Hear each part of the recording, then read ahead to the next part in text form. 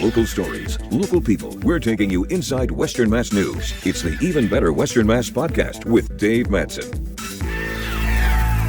Welcome to this week's edition of the Even Better Western Mass podcast. Wherever you are, hope you're doing well. Unbelievably, we are winding down the month of September. Fall is truly here in the Northeast.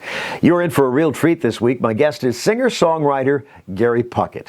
Gary and I met a few years ago when I interviewed him when he appeared at the Big E in West Springfield.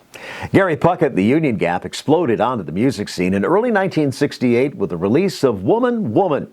It became their first hit, reaching number 3 in Cashbox and number 4 on the Billboard Hot 100 chart. It was quickly certified as a million-selling gold record. That was followed during 1968, the next couple of years, by Young Girl, Lady Willpower, Over You, and Don't Give In to Him. In 1968, Gary and the Union Gap had 6 consecutive gold records and sold more records than any other recording act, including the Beatles. You may have heard about them. Gary continues to perform around the world, both as a solo act and part of the Happy Together tour. COVID-19, though, brought his touring to a stop, and like all of us, finds Gary at home. Gary and I talk about that, and we also look back at his more than 50-year career in music. I do hope you enjoy my interview with Gary as much as I did. Gary, what a thrill to see you again. So what have you been up to during this COVID-19 era? You were mentioning you haven't been on the road in a while. No, I think the last date we did was March 7 or 8. Can't recall. I'd have to look at the calendar to see. But we came back and realized that they were calling it. You know, all the dates were starting to move, and people didn't want to travel and all that stuff. So I found myself homeschooling my grandson, who was just about to start first grade. He's now in first grade, and we would sit every morning for a couple of hours in front of an iPad, and he would do all of his required work. And I was amazed at how much he was learning and how much they were teaching. And I mean, he was telling me all about the universe and the solar system, and he knew the planets. And I was just floored by the amount of stuff. So anyway, it was good. You know, my wife says to me, well, you know, it's good that you're homeschooling him because you didn't have kindergarten. So, so it's good for you to learn all this stuff that they're learning now. But that's what we were doing for that amount of time. And then we just kept seeing our dates moving, you know, from 2020 into 2021. I think we've only got a few left that are scheduled for 2020. But been doing some songwriting. I had done some recording years ago, and it was all songs, all love songs, basically from the 80s. But it was kind of the rock group love songs, you know, the Journeys, the White Snakes, you know, but some others like Lionel Richie and Richard Marx and other folks. Heart, who else was on there? Meatloaf, Making Love Out of Nothing, All Foreigner, you know. And I had recorded all these songs, and I thought, I got to make this available to the fans. So I did. I put together a little CD, and it's being well received. So we did that, and then I'm doing some songwriting. You know, I mean, I have a little time to do that, but the kids take up a lot of time because their mother, who just recently became a doctor. She graduated, did her residency at Tampa General Hospital, and she is now a full-fledged doctor in the pediatric world, but she's kind of waiting on the position that she's looking for, sending out resumes, but at the same time found out that she had a 4.5-inch ovarian cyst. So we got her into the hospital, and being the doctor there, they said, well, we'll get you in and out as quickly as we can. So she's kind of recuperating now. And we have the kids every day. So I'm taking Brandon today to get a haircut. His hair is about down to here. If you can, about there. Well, just like so many of us, it's kind of our new normal, at least for right now. Well, as far as we don't know how long it's going to last. Yeah, I know. It's unfortunate, but I think we will all be okay if we can make it through. I've been fortunate to have a successful career with the Union Gap materials and things like that, and kind of looking at whether or not I'll be on the Happy Together tour next year. You know, Chuck Negron is a big part of that tour. And if they don't have a vaccine, he will be unable to travel because of his lungs. You know, he's on oxygen 24/7, which is a drag. I mean, the poor guy, but he keeps a very positive outlook, and you know, reaches out to all his fans and does the things that he does. So anyway, I'm getting off track here. I don't even know where I'm going with this, but No, but I can, the Happy Together tour, when you guys were at the Calvin here, I know it was supposed to be here again this year, but I didn't realize he was on oxygen, and I thought I saw the cable, and then the fact that he can still hit those high notes, being on 100% oxygen, you know, at 24/7 is staggering. yeah, it's phenomenal. He, you know, throughout his life has been a phenomenal singer. And, you know, he's a bit compromised now with his lungs being as they are. But I mean, those songs, iconic songs, the Three Dog material, you know, is all fantastic. And he's nearly the closer of the show. The Turtles, of course, it's their Happy Together thing that has been the impetus of that. It started in '84. I don't know if you know the history of it or not, but 1984, they did the first Happy Together tour. It was kind of my idea, actually. I had done a concert at Meadowlands in New York, and a guy came to me and he says, "My boss would like to talk to you." And I said, "Okay." So I went into the city and met a guy by the name of David Fishoff. And David was working with the Turtles and the association. And he said, "I'd like to work with you." And at one point I said to him, "Why don't you put us all on tour, the three of us, you know?" He said, "Hey, that's not a bad idea." And they added Spanky and our gang, and we went out. We toured 8 months in 1984. You know, nobody knew how to do it. We were the first oldies tour to go out there. But the people were hungry for their music after they created their families and, you know, graduated into their careers and all that kind of stuff. So we had a real good time with the music that year. Then there was a tour in '85, a Happy Together. And then in '86, it became the Monkees' 20-year reunion tour, because MTV had been playing the Monkees reruns for 2 years straight, 24 hours a day. And they were huge, huge fans. So we went out there and we traveled another 6 months or more with the moms who now had the 15 and 16-year-old daughters who had become the Monkee fans. So anyway, years later, they started doing Happy Together again, and I've been on it, I think, 5 times since 2012, and I think 13, 15, 16, or was it? I forget the years anymore, but I've been on it 5 times in the past 6, 7 years. But you're also touring on your own too. Oh yeah, I've got a great band, wonderful guys, wonderful musicians. We're like brothers. There's a real love between us in that regard, and it's a lot of fun because they're great jazz musicians, they're great rock musicians, they can play anything, and they back me incredibly well. So it's just fortunate for me that I have the hit records, because I don't think they'd hire me as the guitar player if it wasn't for the hits. But isn't it neat for you though to know that your music, you know, made well over 50 years ago now, just spans generations, and you know, your fans from that era are bringing their kids, and in some cases they're bringing their grandkids to listen to your great music. It's really true that it happens, and thank you for that. I appreciate that. It's always, what is the word I want? It's not inspiring, but that sort of applies, you know, when I go somewhere and I find a couple who are parents of a 17-year-old girl who comes up to me with her parents and says, "I'm just totally in love with you." You know, and I go, "Excuse me?" You know, she just, and they say, "I love the music. I just find that music, and then I found you in Union Gap, and I think you're the greatest." And it's just really nice. You know, it's really uplifting to see the young people in the audience. I mean, when you started in the mid 60s, did you think you would be where you are today, still out there performing? And you sound as good as you ever have, which considering all the years that you've been singing, that your throat and everything else is just as good as ever. Well, thank you. I appreciate that.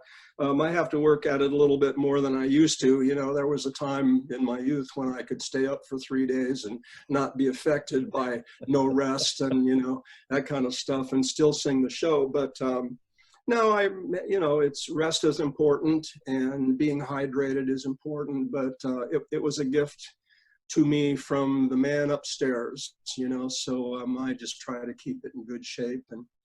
And no, I didn't think that I'd be doing this 50 some years later. It didn't occur to me. When I think back about standing on the stage at 23, 24 years old and thinking, well, I don't know if I want to be standing on this stage when I'm 30, you know, and then I go, well, wait a minute, you know, it all worked out pretty good in the long run.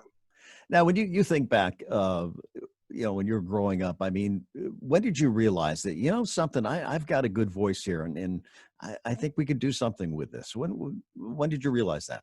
To be honest with you, I never realized it until I found myself, you know, the leader of a band that it became the Union Gap, you know, and I did 80% of the vocals. And I had the idea at that time that I probably could do something if I could make some recordings and all that kind of stuff. But even as a kid, I didn't really know that I had a voice that was good or unusual or any better than anybody else or anything like that. I just simply loved, you know, music, grew up with rock and roll. My mother said to me at one point, you see, my parents used to, at Christmas time, they would get a tape recorder when I remember being 12, 13 years old and even younger. And we would, as a family, record messages and sing songs to my grandparents. And then my dad would take the tape recorder back. It would be put on these little tiny yellow records and send it to them. And so I had sung Rudolph the Red-Nosed Reindeer in a little soprano voice. And my mother said to me one time, I just thought it was normal that all little 8-year-old boys could sing like you sang, you know. And so it never occurred to me that it was any different or any better or anything. I'm just fortunate at some point that I did realize that, I mean, I always loved music and always wanted to be in music, and gave up after 2 years of higher education, you know, to really make an effort at becoming successful at it. So I'm pleased that it worked out. The world can turn on you if it doesn't, you know what I mean? It can. What do you consider, what was your big break?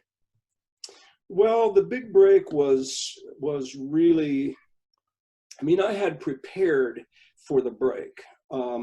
So the big break was really walking into Jerry Fuller's office at Columbia Records in, when was it? It was maybe May or so. It was, I think it was April or May of 1967.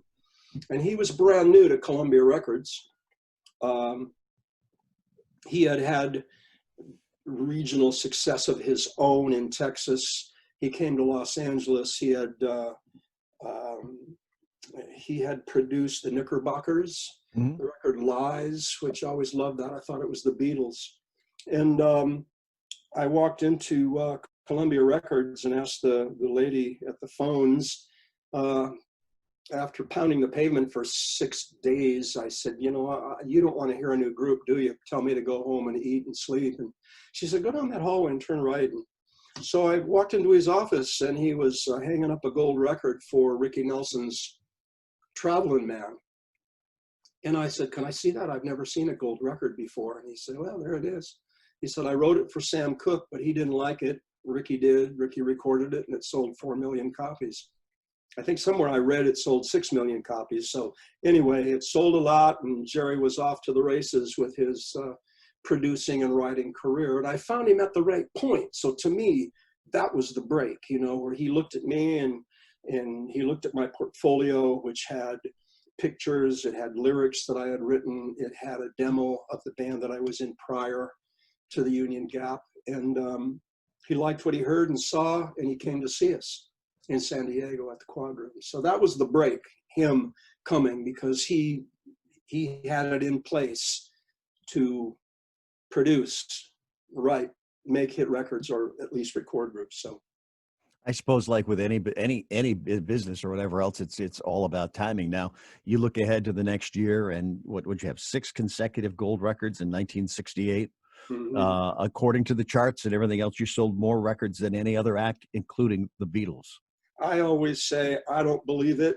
I mean, they do say that, and if it is true, I'll take the little badge of honor, and wear it proudly. I know we sold a lot of records that year. Actually, I just tell people that the Beatles were just having a bad year. That's all. It was the start of their breakup, right? Yes, it was, as a matter of fact. Pretty close to it. So, I mean, just the TV appearances, the Sullivan Show, and so many other shows. At any point in time when you're doing these things, you had to pitch yourself and say, "Look at me, look at us, Yeah, where we are."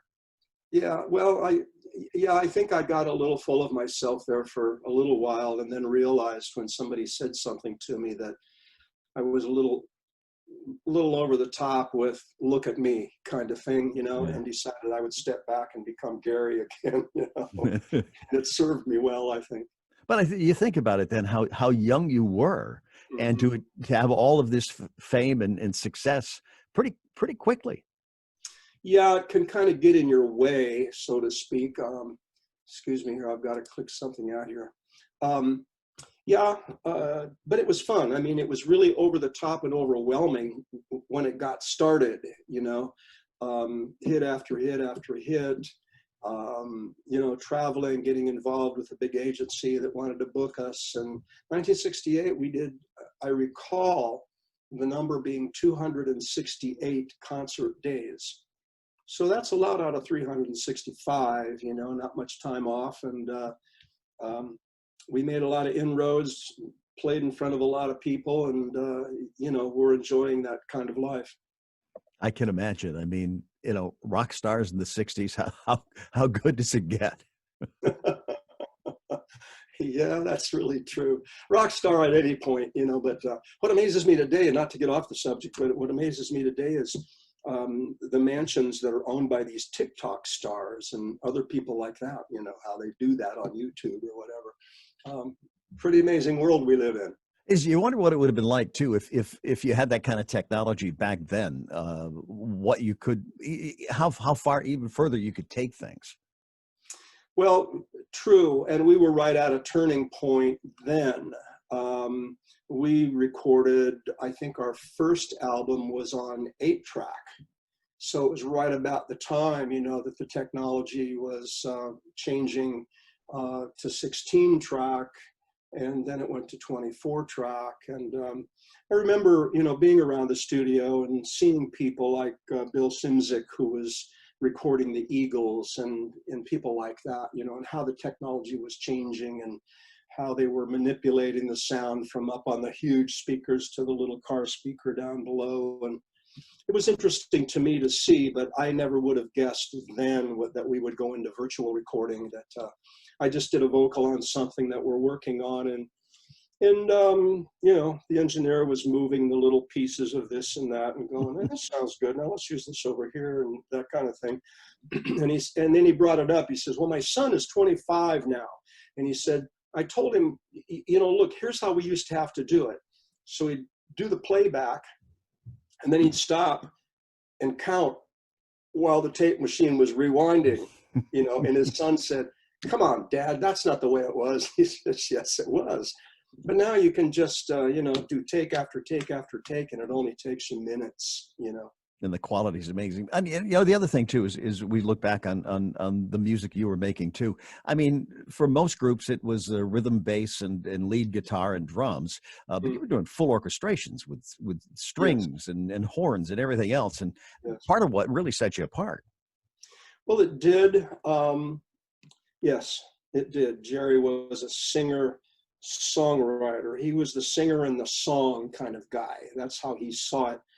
He would always say that a song is a hit if it's a hit. It doesn't need all this other stuff to make it a hit. But when the song is a hit, if you can give it the proper surrounding instrumentation, then you just make it better and better and better. And those songs truly were the kind of songs that could use the orchestras, and we had up to 30 pieces, each time we recorded. So it was a marvelous experience, watching it happen, being a part of it. Well, I can imagine. Now, the fact that many of your recordings from back then are being remastered, and you talk about the technology we have today, and how much as far as quality is concerned, how much better they sound. Well, they do, because it was analog, and analog had that ability. There was a warmth in analog that is not in digital, but I think it's becoming better and better in the digital world. A lot of people can hear the difference, and I know that plastic, as in 33 1/3, albums, is becoming popular again, and people are buying turntables, and they're getting very, very expensive because they're very high tech. You would know better than anybody, probably. So I have a reel-to-reel machine here, so yeah, isn't that great? how we used to edit with a piece of splicing tape and a razor blade. Yeah, and I recall those days, with the 16 track, and hearing something, when we were auditing the tracks, so to speak, where we would hear something, a noise, a chair moved, something happened, and we would go, okay, let's see, where is that? And in the 2-inch tape, we'd be cutting these little windows, trying to get rid of that sound. And I usually left that cutting part to the guy that was the expert. Yeah, there's a reason they pay them to do that. Now, in that time, you made a performance at the White House for Prince Charles and Princess Anne. What was that like? Well, it was phenomenal. It was an amazing experience, in so much as we spent the entire day on the White House grounds. They allowed me to walk around the grounds with my camera in my hand, alone. They allowed me to go inside the White House, and as long as I stayed to a certain pathway, so to speak, nobody would come out and redirect me. If I got off the pathway, somebody would appear from out of nowhere and say, I think you need to go back that direction, or whatever. But it was a phenomenal experience, to be on the grounds of the White House, to be in the White House, to watch the whole thing be set up, and to rehearse with this band. We worked with the world-class Marine Band horn section. Absolutely phenomenal, because they were definitely world-class. And we did a performance on one side of the stage. On the other side was the Guess Who, with Burton Cummings, and it was just one of those things. We met the prince, we met the princess, we met Mr. Nixon, President Nixon, and many of his staff that were walking with him when he came down and walked out and found me walking around the White House grounds. So it was just a marvelous experience. Plus, they had a fireworks display over the South Portico that went on for 40 minutes, and it was just like the most beautiful World War III. It was just fantastic. It was a great experience. Now, you were there at the request of Princess Anne, I understand? She wanted to hear Gary Puckett and the Union Gap, and Prince Charles wanted to hear the Guess Who. So we were the two that they asked. How about that? I mean, I know through the years, actually, I think I saw some video of, I did see some video of you at the White House and Nixon crossing paths there. This was well before Watergate, I'm guessing, too. I think it was a little before, yeah. Maybe it was well before. He looked kind of ashen to me when I met him. I don't suppose people like that sit out in the sun very much. He looked a little, kind of white and, almost sickly, but a very tall man. And it was an honor to meet him. Indeed, I can. Now, as I'm sure on your list of performances, that's probably at the top. Any others that you can think of that through the years, I mean, we're talking hundreds upon hundreds of performances that really stand out to you? Well, there's one, strangely enough, that stands out to me, because Dick Clark had said to me when he invited me on, I think for the third time on American Bandstand, I asked him if I could do an acoustic number, and he says, you'll have to do it live. And I said, oh, okay. So I did. And he told everybody that it was first time in the history of American Bandstand that anybody had ever done a performance live. And that's kind of stands out to me as That was a neat performance. Because I don't know if a lot of people realize that for the most part, I guess, well, probably 99.9%, it was all lip sync. Yes, absolutely. And most television programs were in those days, except for maybe, what do they call the late night concert, midnight? Midnight Special. Yeah. Midnight Special. Yeah, I think they did that live, but television just didn't know how to quite capture the sound, so they kind of leaned on the recording and lip syncing to get it across easily. It was much easier. They probably had to pay less too, right? Because you didn't. I suppose so. So the Union Gap broke up, what, in the early 70s? Yeah, it was, I think, 71 when we finally called it quits. 71 or 72. Yes. And from there you went solo, and a number of solo albums. And what was it like? It wasn't successful, though. Somehow we just didn't hit the mark. It was just at a time, I think, when music was changing, the world was changing. The generational change sometimes can put you aside as well. And because I dropped out for about a year in order to write songs and get prepared to come back, of course, with a bang, but it didn't happen that way. And I was kind of ostracized from the music business, because suddenly it was Bang a Gong and David Bowie and glitter rock and disco. Disco, that's for sure. Yeah. I was in radio back then, and it wasn't my favorite music by any means. I think I'm a child of the 60s, and that was always my favorite music. I mean, you had songs with lyrics and, meaning to them. Yeah. Well, there was a lot through the 70s that were great songs and great music as well. But like you say, the disco thing kind of took over. And in fact, this morning, I don't know why, but I found, as an earworm, Staying Alive was going through my head. And I'm not really sure why, but something brought the Bee Gees up in my head. And I always loved them, but it was the Bee Gees I loved were the pre-disco Bee Gees, with 19, whatever it was, mining disaster. Yeah, and Massachusetts and all those different stuff. ones. Yeah, their harmonies were just, there was nothing like it really then. Yeah, unusual, phenomenal. But then you go beyond that, and the fact that people came back to your music and found your music again, and I'm sure the Happy Together tour is a big part of that. It is. It absolutely is. I recall going back to, let's see, it was 1981, 82, 83, right in there, where I was actually just working locally in San Diego in a nightclub. And I was kind of wondering where I am and where I'm going, but we were doing everything from the Union Gap hits. In fact, for a while, I worked as a duo. I played acoustic guitar, and a friend of mine who was a great electric guitarist, Paul Martin, played electric. And we played everything from the Beatles to the Union Gap to Buddy Holly, and working these little small clubs in San Diego. And it was fun. It was hard work because we were back to the 9 to 2 routine, but I started getting phone calls from people that said, hey, there's radio stations out there that like to talk to you. They're starting to play the music of your era, the 60s. So we found ourselves starting to go out there a little bit and working and finding that the fans had now, like we said earlier, established families, careers, and now were able to take the time to listen to the music that they had loved so much, So fortunately for people like me, they've continued to love it, so we're out there doing it some more. We stop thinking now that Woman was released 53 years ago this week. Actually, it was September 17th was its release date.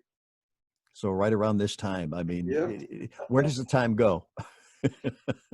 Man, I'll tell you what, time's going too fast. It is, but how things change. It's I suppose during those times when you were performing solo and in these small clubs and everything else, it's kind of reality check from where you were like 10 to 15 years earlier. Mm-hmm. It's true, and I got to tell you that I've been in the huge venues and I've been in the small venues, and in between, obviously. And I find oftentimes the most satisfying venues are the smaller ones, where you can actually see, hear, and talk to the people right in front. And it's great when you've got 5,000 people that are standing on their feet and cheering you on and all that. That's wonderful. But I find myself really loving the smaller venues, and it's just a lot of fun. Well, I know with the Happy Together tour, whenever I see the tour bus out there, I think, well, what a throwback to the Dick Clark rock and roll tours in the '60s and everything else. That, but at this age, being on those buses and everything else and touring, it must be kind of a throwback and bring like a lot of good memories. Well, it does. I'm not a tour bus kind of guy. I prefer to travel alone.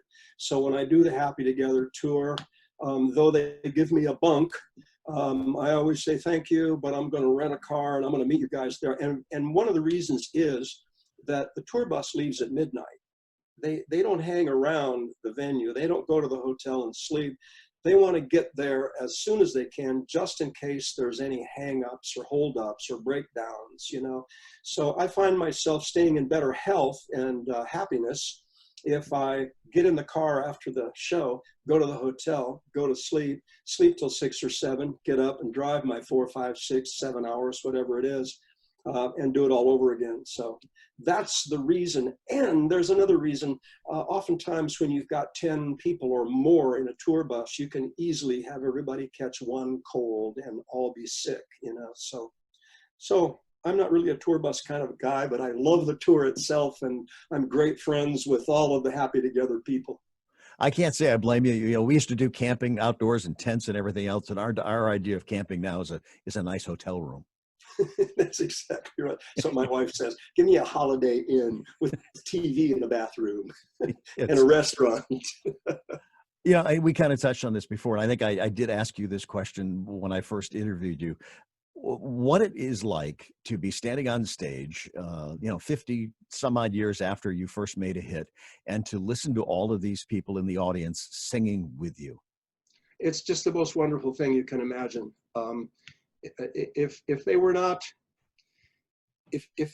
still in love with the songs and the reaction was just kind of tepid, my word for the day, I think that I might think about not doing it anymore. But the fact that they love the songs, and I usually have CDs and photos and things with me so that I can go out and, meet the people, and they're just always so complimentary. And they always say, well, we'd love to see you whenever you come around, and, all that. So it's a wonderful thing, and I just love it as much. And how can you not love it when they're on their feet singing, "Woman, have you got cheating on you? Young girl, get out of my mind. My love for you is," it's just a wonderful thing. Absolutely. I think too that when people first probably saw you in concert in the '60s and '70s, they couldn't get that as close to you as they do now. I mean, so that's got to be the other part of it, because in all of our minds, we're still 50 years younger than we are. That's absolutely right. That's absolutely right. In fact, that brings a memory to mind, working in that environment all those years ago, when we were in our middle 20s. I was kind of old for some of those guys like Fabian and Bobby Rydell. They were all, child stars almost. But I remember working at the in Westbury, the theater in the Round there. And the fans then had those little cameras with the flash cubes. And when it flashed 4 times, they knew that flash was over with. So they'd take it off the camera and they'd throw it at you because they wanted to touch you, and, so. I would think the first couple of times that happened, you'd go, well, wait a minute, what's going on here? Well, to me, that's the other part of it now, too, is like back when you were first touring and everything else, cameras weren't allowed at these things. But now you've got all these folks with their phones taking pictures of you all the time. And you cannot tell them not to post something on YouTube. They're going to do it. So I always pray that I'm going to be in not only good, but very good voice, because I like to be well represented out there. Well, that's the other thing now, too, is all of these posts on YouTube, from the Happy Together tour or even, appearances that you made, in the '60s and '70s, too. It's all out there. Yeah, it sure is. And, you know, that's a good thing. I mean, we can find all the favorite people of ours, you know. I can look up anybody from Larry Carlton to B.B. King, you know, and I can find all the people that I, you know, want to check out. If I want to learn a song, I can just go find something by George Harrison, you know, and figure it out from there. Because not only that, but they post the lyrics with the chords and all that kind of stuff, you know. So it's a very cool thing. Now, when Gary Puckett wants to relax, what kind of music does he listen to? Chamber music. Yeah. That's very relaxing. Yeah. I heard a story about you and Elvis that Yeah. you told that Elvis was a fan. I found out that he was, and he had my albums in his collection in that room downstairs where he had the TVs, and he came in to see me one time in Las Vegas, and I had met him earlier in the day, and it was really a memorable experience for me because he was 8 years older than me. So, you know, when he was 19 and 20 and just zooming up the charts and making all these great records, I was, you know, 12 or so and just absolutely loving the music. So to me, he was the icon of icons. And I just loved the fact that he was sitting in the audience. Kind of scared me to death. But I found out from Priscilla years later that I was one of his favorite singers. Roy Orbison was number one. I don't know where I fell in the, you know, the pecking order, but I know that I was up there. It's pretty heady stuff. Yeah. As you look ahead, Gary, that you know, hopefully you'll be back on tour, but that everything's kind of on hold, right? Well, it is, but we have one date that holds in October, and we have 3 days at the South Point Casino and Hotel in November that are holding at this point. But we do have dates in January and throughout 21. So I'm kind of looking forward to seeing this whole thing get past us and getting back to some sort of normal, because that's what we do, and I'm kind of missing it. I can imagine. Now your Love Songs CD is out. How do folks get a hold of that? Oh, they can find it at my website, garypuckettmusic.com. They can go and check out the, you know, each track. There's a little sample, that kind of thing. Now, how much longer do you see yourself doing this until you can't anymore? I mean, there must be something to being out there. And I thought I'd miss being on television, but of course you don't have an audience in front of you, but being out in front of an audience night after night after night. Well, I do like that part of it. It's fun to be with the people because, like you said, they want to sing along. They want to be transported back to their youth, you know, and enjoy the memories of that. I always say, take off your wristwatch and let's just, you know, have a good time together. Looking forward, I don't know. I always joke that I can't imagine at the age of 80 that I'll still be singing, "Young girl, get out of my mind." Well, young girl's someone in their 70s now, so it's. You know, I don't know. I honestly don't know the answer to that. Retirement, actually, this being the COVID making me stay home is a bit like retirement, and I'm not sure I like it. You know, I'm guessing this is the longest you've been home at any given time in a long time. I haven't worked in 6 months, you know, so I'm looking forward to going back and working. But my time is well taken up by my grandkids, and you know, I'm trying to do other stuff as well. But it's probably sort of until the time that I don't want to anymore, unless I can't. You know, if I lose my voice or any of that kind of stuff happens, which I don't really foresee happening. I don't know. Well, you've got a good routine. You know, and the other part of it now is with all of this is going on, it's uncertainty. We need your music now more than ever. Well, thank you for that. I certainly hope that it stays around for a long time to come. A lot of good memories. Yes, it is. Gary, I can't thank you enough. It's been, well, actually, we saw each other a couple of years ago for the Happy Together, when you were here for the Happy Together tour, but how much it means to me for you to take the time and do this with me today. I can't thank you enough.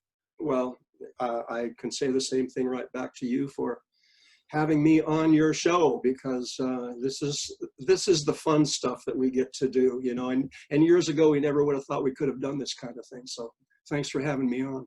I can't thank Gary Puckett enough for taking the time to be a guest on the Even Better Western Mass podcast. It was really a joy for me to catch up with him, and hopefully we can all see him next summer when the Happy Together tour comes to Western Mass. Now, to keep up with Gary, you can always go to his website, GaryPuckettMusic.com. Thanks for watching or listening to this week's edition of Even Better Western Mass. Stay safe, stay well, and if you can, join me next week.